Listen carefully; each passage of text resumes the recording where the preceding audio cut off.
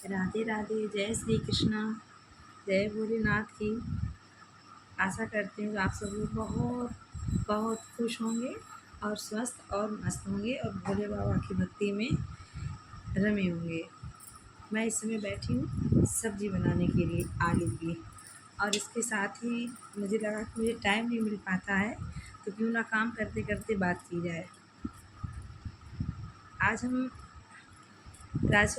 राजेश्वरानंद महाराज की कथा सुन रहे थे, तो उनकी कथा में मुझे बड़ा आनंद आता है। आप लोगों को भी अगर कभी टाइम मिले तो उनकी जितनी भी कथाएं बहुत अच्छी हैं। जैसे प्रेमानंद महाराज जी अपनी कहते हैं, राम जी की कथा कहते हैं, राधा जी की कहते हैं, शिव पार्वती माता की कथाएं कहते हैं, बहुत अच्छी। और इन कथाओं को सुनने से अपना एक अलग ही मन करता है कि बस सुनते ही रहो, और सुनने के बाद कुछ मतलब ऐसा लगता है कि हमने बहुत कुछ सुन लिया है और बहुत अच्छा लगा हमारे जीवन में, ये इस तरह हो सकता है और हम इस तरह कर सकते हैं। जब हम लोग बहुत दुखी होते हैं तब यही चीज़ें हमें आगे बढ़ने के लिए बहुत सहायता देती हैं।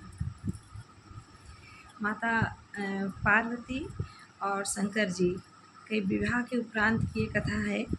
तो भगवान पार्वती माता जी को ही बता रहे थे, तो उन्होंने बहुत इच्छा मतलब की कि प्रभु हमें बताइए जब हम सती थे तो क्या हुआ। तो भगवान ने कहा नहीं नहीं कुछ नहीं हुआ, और आप जो भी है हम लोग अच्छे से अपने साथ में रहते हैं। लेकिन माता नहीं मानी। तो उन्होंने बताया कि किस तरह से आपने भगवान राम की परीक्षा ली थी। तो राम जी ने उन्हें पहचाना कैसे, ये उन्होंने कहा। पार्वती मैया ने कहा कि हाँ, भगवान तो अनंत हैं, आप राम के सेवक हैं, राम आपके सेवक हैं। आप विष्णु को भजते हैं, विष्णु भगवान आपका भजन करते हैं। स्वामी राम सखा सिए पी के, आप उनके सखा हैं, स्वामी हैं और सेवक हैं। वैसे ही भगवान राम भी भगवान शंकर के स्वामी हैं, सखा हैं और सेवक हैं।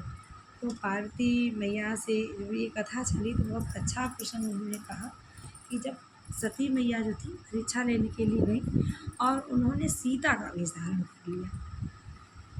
सीता का वेश धारण करके जिस रास्ते से राम आ रहे थे वो उस रास्ते से पीछे पीछे नहीं आई, जिस रास्ते से राम आ रहे थे उस रास्ते से आगे से आई। और जब वो आगे से आई ना, तो भगवान राम तो खैर अंतर्यामी है और माता भी जगत जननी है, उनकी लीलाएं थी उन्होंने की, लेकिन कुछ संदेश छोड़ती हैं।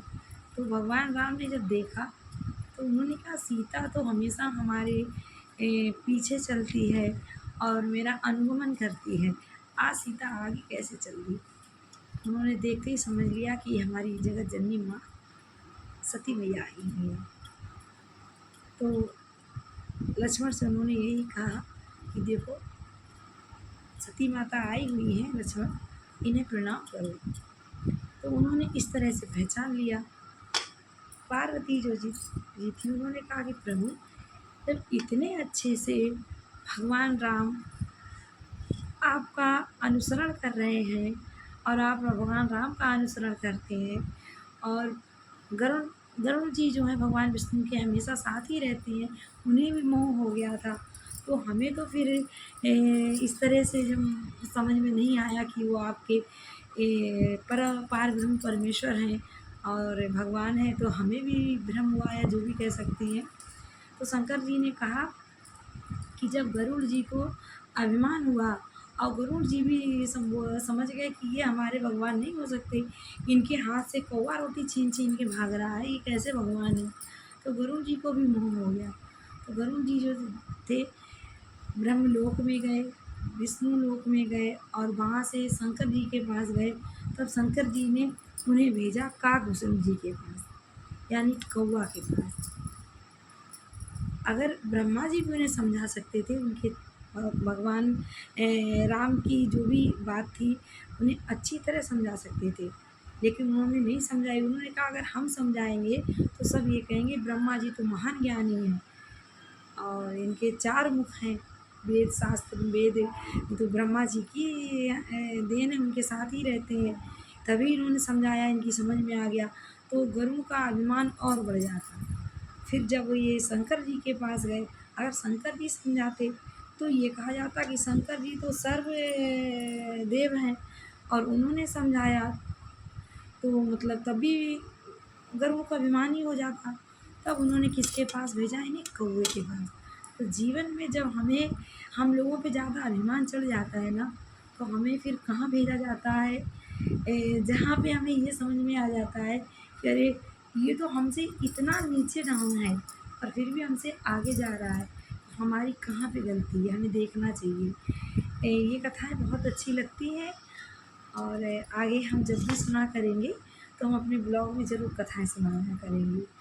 आप सभी को राधे राधे, जय श्री कृष्णा और जय भोलेनाथ।